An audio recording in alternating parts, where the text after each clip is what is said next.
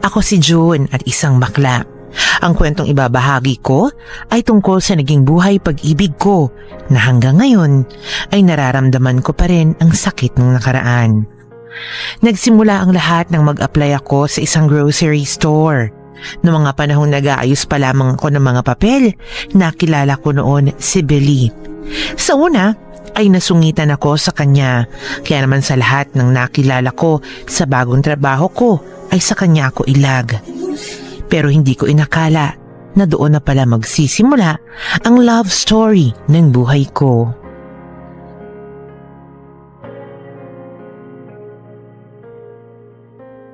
Ay, oo nga pala. Birthday ko ngayon. Ano ba naman yun? Pati ba naman birthday ko? Nakakalimutan ko. Ano, biyani na talaga. Hi June, kumusta naman yung first day mo? Okay lang po, Ate Haze. Nakakapagod lang po pala talaga, no? Nakakawala ng voice.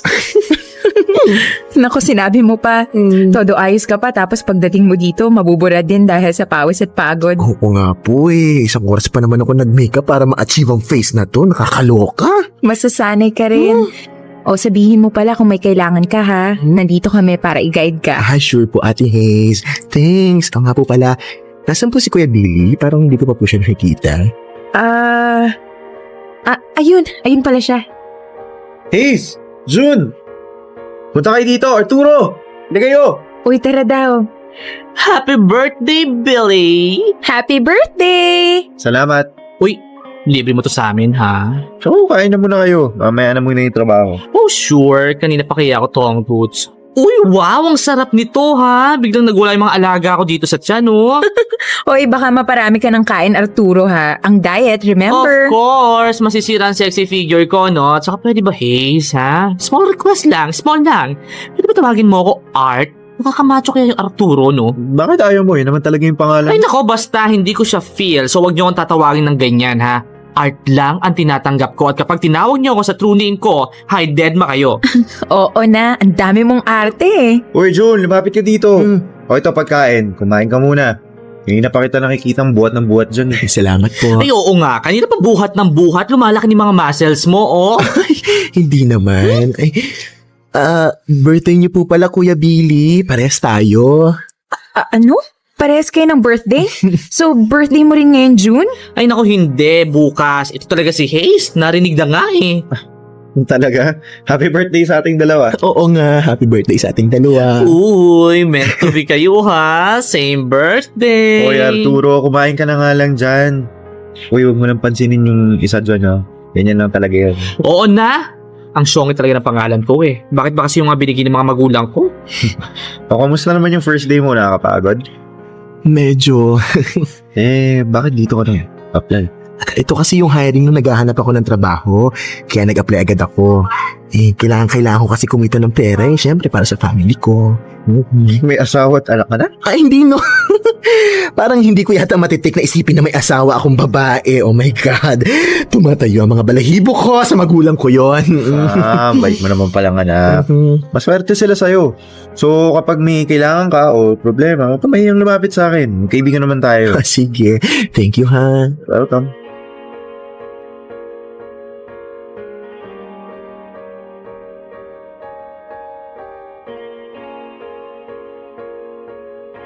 Na-realize ko na mali pala ako sa unang impression ko kay Billy. Mabait at masiyahin naman pala siya.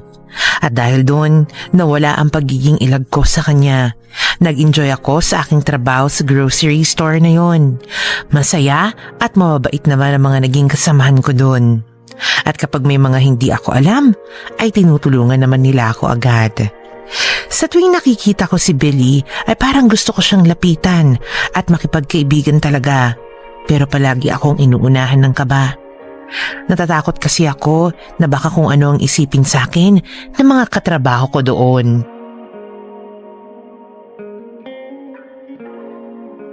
Hi, ano pangalan mo nga ulit? Grabe ka, Kuya Billy. Akala ko ba friends na tayo? Bakit nakalimutan mo ang pangalan ko? June. Joke lang yun. Pero ba biro? Nakalasot ka doon, ha? Oo nga eh. Matanong ko lang. Ilang taon ka na po pala, Kuya? 32 na ako. Ikaw? 22 pa lang. Mas matanda ka pala sa akin ng 10 taon. Eh, ilan na po mga anak mo? Paano ako magkakaroon ng anak wala pa nga akong asawa. Talaga? Sorry. Kasi sa age mong yan, expected na may pamilya ka na eh. Pero teka, bakit hindi ka pa nag-aasawa? Lampas ka na sa kalendaryo Nag-iipon pa ako. Mahirap na kasi yung buhay ngayon. Kaya dapat handang-handa na talaga. Pero may girlfriend naman. Oo. Gaano na po kayo katagal? Medyo matagal-tagal na rin. Buti hindi ka pa kinukulit ng girlfriend mo. Kasi kung ako, nasa right age na kaming dalawa, ay naku, hindi ko napapatagalin pa. Go na kami sa kasalan. So, may boyfriend ka ngayon? Ay, wala pa nga eh. Naamag na nga ako kakahintay na lalaki para sa akin. Malay mo naman, nasa tabi-tabi lang. Oo nga. Malay natin, si Manong Guard pala yun. Pero kung sakaling dumating man siya, ay nako, hindi naman namin magagawa yung mga gusto ko tulad ng magpapakasal. Bakit naman hindi pwede? Ano ka ba naman kuya? Tanggap na namin mga Becky na imposible mangyari yun sa amin kasi hindi nga pwede. Hanggang live-in na lang. Pero yung kasal, naku, imposible. Kaya mahirap mong makulong sa ganitong sitwasyon June, ang pag-ibig, walang pinipiling kasarian yan. Talaga? So papayag ka magkaroon ng karelasyon na Becky? Kung mahal ko talaga siya, why not? Wow, in fairness pinabilib mo ako doon. Thank you. O sige, ito muna ako. Sige po. Hoy, baklang mas mahaba pa ang buhok ni Rapunzel. Anong eksena yun, ha? Eksena. Eksena ni Billy. Kitang-kita kong ngitian yung dalawa, ha? Ay, naku, ikaw, ha? Second day mo pa lang, umaariba na agad ang love life mo. Uy, hindi ha. Friends lang kami ni Kuya Billy. Sus. Tsaka grabe ka naman. Parang nag-uusap lang kami. Ito na. Maniwala ako sa'yo. Ano mo, napaka-itsusera mo talaga, no? Oy, well, ha? Hindi naman kasi masisisi kung magkagusto ka kay Billy. Wako naman, mabait mo. Pwede na rin. Oo nga. Pero hindi kasali sa gustuhan stage. May girlfriend na kaya yung tao. I know! O siya, ichika mo na lang sa akin kapag nagle-level up na kayong dalawa, ha? Ewan ko sa'yo. Bumalik ka nga doon. Tsura nito Doon na nga nagsimula ang pagiging malapit naming dalawa ni Billy. Nagiging madalas na ang pagkukwentuhan namin at napansin yon ni na Ate Haze at Arturo. Siyempre, hindi talaga maiiwasan ang mga tuksuhan, kaya pati ang nananahimik kong buhay ay nagulo dahil sa mga tukso nila sa amin ni Billy. Kung minsan pa nga ay inaasar nila ako na baka dumating na lang ang isang araw na kami na palang dalawa ni Billy. Natatawa na nga lang ako kasi naman imposible namang mangyari yun. May girlfriend siya at hindi siya papatol sa isang tulad ko.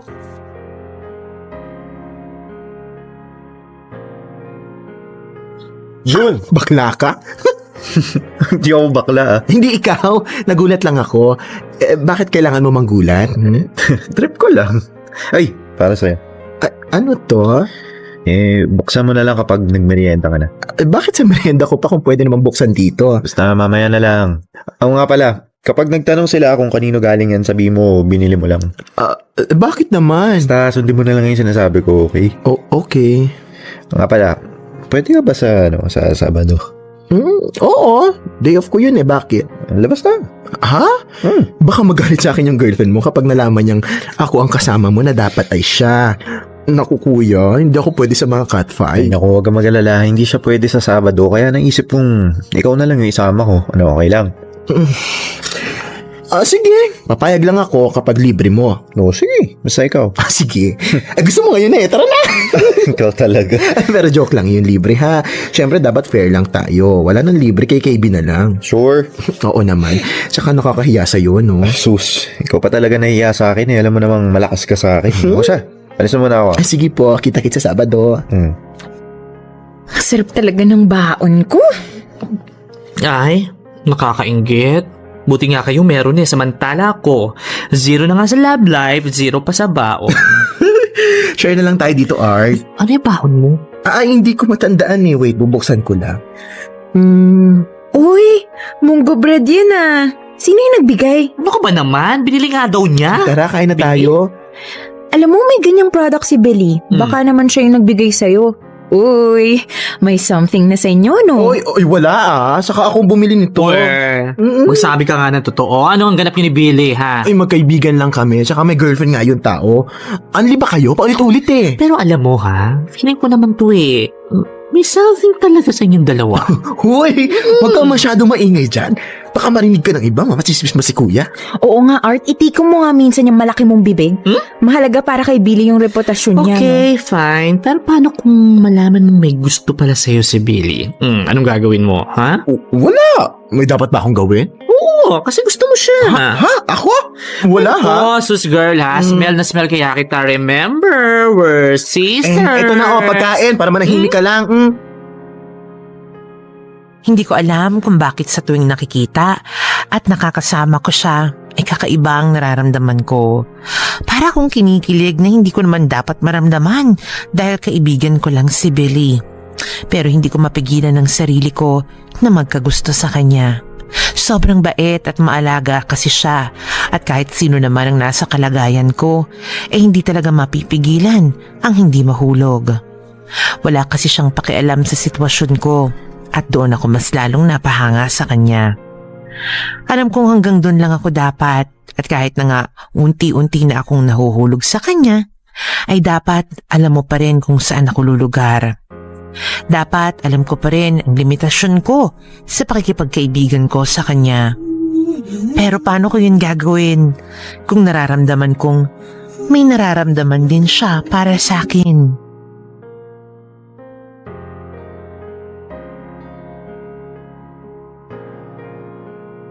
Tuloy ang pagiging malapit namin ni Billy sa isa't isa. Palagi kaming magkasama kapag nagkakataon na parehas kami ng day off. Doon ay naguguluhan ako dahil sa mga panahon na dapat ang girlfriend niya ang kasama niya, ay ako naman ang nandoon. Pero hindi ko rin naman magawang tumanggi dahil deep inside, gusto ko rin siyang makasama araw-araw.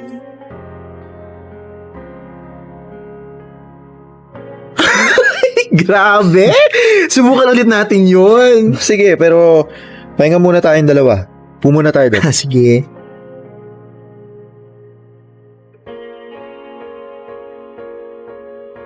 So, nag-enjoy ka naman ba? Ay, oo naman. Habay na habay kaya ang day off ko ngayon. Salamat ha. Huwag ka mag-alala, babawi ako sa'yo. Bus, wala yun. Nag-enjoy naman ako, kaya okay lang yun. Oo nga pala. Hindi pa nagsiselos ang girlfriend mo kada day off mo? Tayo palagi magkasama. Di ba dapat siya yung kasama mo? Hindi naman, busy siya eh. Alam ka naman, magmukmuk ako sa bahay kung pwede naman akong mamasyal kasama yung taong gusto ko talagang kasama. Diba? Oh, wow! Ang ganda ng lines ha. Saan mo nabasa yun? Pero alam mo sa totoo lang ha, sobrang ako nababaitan sa'yo. Talaga? Mabaitan ka sa akin? Oo Ako? naman. Baka nga sa sobrang kabaitan mo, lumagpas ka na sa langit. Charot! Grabe ah. Bakit ba ang bait-bait mo sa akin ha? Tinatanong ko naman sila, Art. Ang sabi nila, minsan ka lang daw makasama tuwing day off. Kasi mabait ka rin naman kaibigan. Kahit alam mong Becky ako, na pwede ako mag-take advantage sa'yo, ha? Ay, alam ko namang hindi ka ganong klaseng tao. Kaya nga naging malapit tayo, 'di ba? Kasi nagkasundo tayo ng dalawa. Lalo. Teka, bakit kaya hindi best ang tawagan natin? Oh, best! Oo, best. As in best friend. Gusto mo ako maging best friend? Oo, ayaw mo ba? Sus, juicy pa ba ako? Sige, pumapayag ako sa tawagan natin yon. Pero syempre, dapat hindi lang sa tawag yun, ha? Oo naman. Teka, nagugutom ka na ba? Medyo. Tara, kain tayo. Ako na mag-order. Hindi, ako na lang. Umupo ka na lang dyan, mag-relax ka. Ayokong napapagod ka. Nox naman. May ganon, ikaw, ha? Ay, bakit? Totoo naman, ayaw kitang mapagod. Ako na lang din ang bahala sa pagkain. Libre ko na to. Uy, sure ka? Nakakahiya sa'yo, ako ha? na. Ako na naman kaya. Umupo ka na lang dyan. Huwag na matigas ang ulo. Okay po. Good.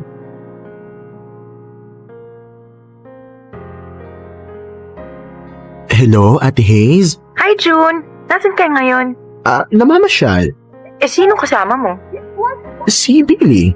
Uy, iba na yan Bakit kayong dalawa lang yung magkasama? Ano ka ba naman, ate? Wala lang to.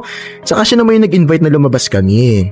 Ay nako, alam mo ba na sa'yo lang siya ganyan, ha? Parang never pa yata kami niyang inaya kung saan Siya na lang yung palagi namin sinasama, buti ka pa. Teka, kayo na ba? Ha? O hindi po, ha? Talaga lang? O siya, sige na nga. Yayayaan din sana kitang lumabas pero may iba ka ng kadate. Si Art na lang yung kasama ko. Sige, enjoy ka sa date mo. Bye! Bye. Hindi ko maintindihan pero kakaiba na ang turingan namin ni Billy sa isa't isa. Parang kami na hindi naman. Kaya naman hindi ko tuloy malaman kung ano ba talaga ako sa buhay niya. Saan ba ako lulugar? Ano ba ang mga limitasyon?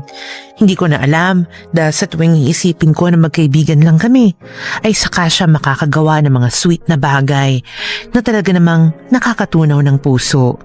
Kung minsan pa nga ay pakiramdam ko babaeng babae ako sa lahat ng mga ginagawa niya sa akin.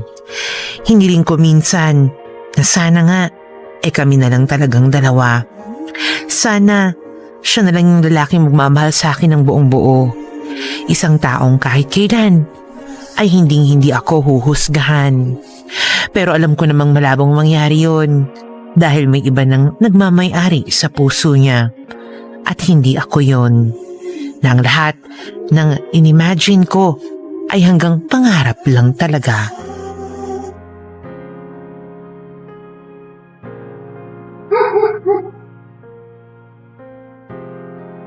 Wait lang po!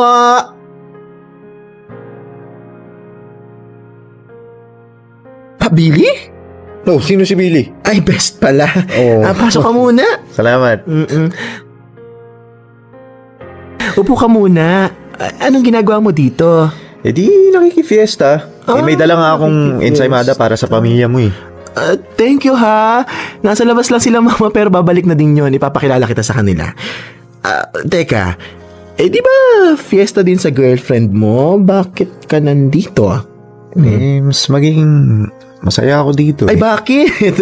Di ba dapat nandun ka kasi nandun yung love of your life? Hindi rin. Alam mo ba, tuwing kasama ko yung girlfriend ko, ikaw yung nasa isip ko. Ha? Ano? Hindi ko nga rin alam kung anong nangyayari sa akin pero ewan ko ba, mas masaya ako kapag kasama kita. Tapos kapag hindi kita nakasama, namimiss naman kita. Ewan. Oo. Wala ka dapat sabihin. June, yun ang nararamdaman ko para sa iyo Sigurado ka ba dyan? Alam mo kung anong sitwasyon ko, di ba? At kapag nalaman niya ng iba, masisira ang reputasyon mo. Alam ko, pero wala Ito talaga yung nararamdaman ko sa iyo Magagalit ka ba sa akin? Ano ka ba? Sa gwapo mong yan, magagalit pa ako? Siyempre hindi. Charing. Gusto ko rin malaman mo na ganun din yung nararamdaman ko. Pero paano yung mga katrabaho natin? Mas mabuti pang sa ating dalawa na lang to. Ayoko kasi ng gulo Alam mo naman, di ba? Oo. May girlfriend ka. Huwag kang mag-alala. Wala akong ibang pagsasabihan. Salamat, June, ha? The best ka talaga. Ay, nga pala. Malapit na pala mag-end yung contract mo, no? Oo nga Hindi na tayo magkakasama araw-araw. Mamimiss kita. Ako din. Kung sa isa sa mga outlet mo kaya ako mag-apply, kahit cashier lang, kahit papaano, magkasama pa rin tayong dalawa, di ba? Talaga? Gagawin mo yun? Oo naman. Kung gusto mo. Oo naman, Ang lakas ko talaga sa'yo, di ba? Oo naman. Tara na nga. Kainin na natin tong dala mo. Masarap ba to, ha? Oo naman. Marami ang makakain din ng iba rin yan. Pwede yan. Thank you dito, ha? Thank you dahil dumating ka sa buhay. Ikaw, ha? Nag-aala ensaymada ka. Ang cheesy. Best, salamat din dahil dumating ka sa buhay ko. Parang hinaplos ang puso ko dahil sa sinabi niya sa akin nung araw na yon. Parang yun na yata ang pinakamasiyang araw ng buhay ko. Ang malaman na ang taong natutunan ko ng mahalin ay may espesyal na rin na pagtingin sa akin. Simula noon ay naging iba na ang turingan namin ni Billy. Pero syempre, pagdating sa trabaho ay medyo nag-iiba. Nililihim kasi namin ang tungkol sa aming dalawa para na rin makaiwas sa chismis. At higit sa lahat, ang makarating yun sa girlfriend niya. May mga pagkakataon na rin na may nangyayari sa aming dalawa. Alam kong bawal dahil may nagmamay-ari na sa kanya, pero hindi ko mapigilan ang damdamin ko. Sa bawat araw na magkasama kami ay mas lalo kong napapatunayan sa sarili ko na minamahal ko na talaga si Billy ng lubos-lubos. Subalit, lahat ng kasiyahan na yon ay may hangganan din pala.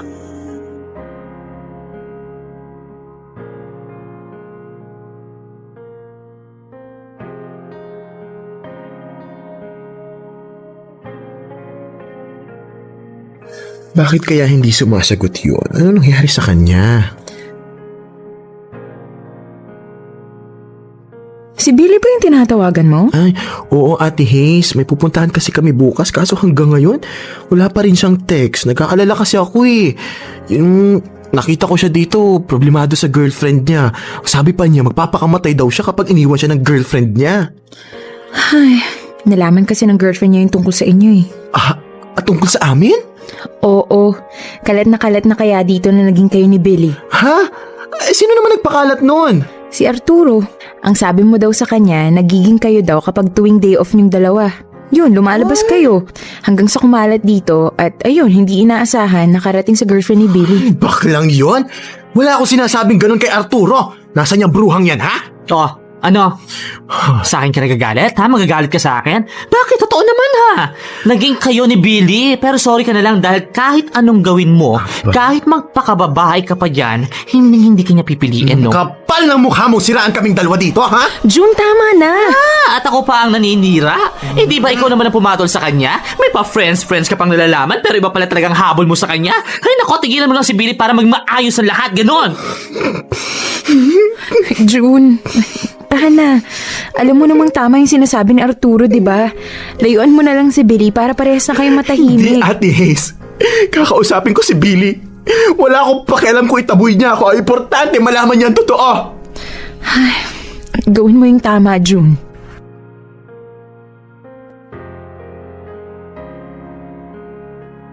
Billy, please, sagutin mo na yung tawag ko.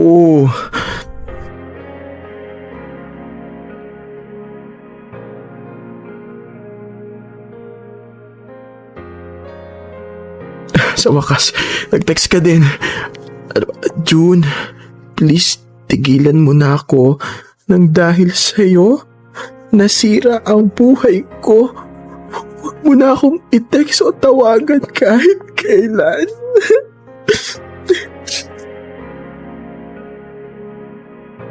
Billy! Buksan mo tong pinto, please, mag-usap tayo! Di ba sabi ko sa'yo, layuan mo na ako? Ano pang ginagawa mo dito? Please, Billy, hayaan mo ako magpaliwanag. Ano pa ipapaliwanag mo sa akin? Malinaw na sa akin yung lahat. Pinagkatiwalaan kita, June. Ang sabi mo, sa ating dalawa lang ang lahat ng nangyayari sa atin. Pero anong ginawa mo? Pinairil mo yung pagiging bakla mo. Sinichismis mo ako, sinira mo yung buhay Hindi ko. yun totoo. Hindi totoo. Si Arturo na ngayon nagsabi sa akin na pinagkalat mo sa lahat yung relasyon natin. Kaya yan, pati relasyon ko sa girlfriend ko nasira. At anong mapapala mo doon, ha? Sa tingin mo ba, ay pagpapalit ko siya sa isang katulad mo? Una sa lahat, ikaw ang unang lumapit sa akin. Ikaw ang unang nagbigay ng motibo sa ating dalawa tapos ako ngayon ang nagmumukhang desperado? Na ako yung uhaw na uhaw sa lalaki para magawa ko siraan ka sa iba, ha? Kilala mo ako, Billy. Hindi ko magagawa yon. Alam mo kung ano yung pinakamasakit, ha? Ang mas naniwala ka pa sa iba kaysa sa akin. Hindi mo man lang ako tinanong kung totoo ba yun. Mas pinili mong kampihan ng ibang tao kaysa sa akin. Oo, bakla ako. Pero hindi ko kaya manira ng ibang tao para sa pansarili kong kaligayahan. Kahit ano pang gawin natin, siraan ang lahat. Kaya, mas mabuti pang lumayo na lang tayo sa isa't isa. Mas mabuti pa nga. Tama na ang nangyari. Masyado nung masakit para ituloy pa to. Salamat na lang sa lahat.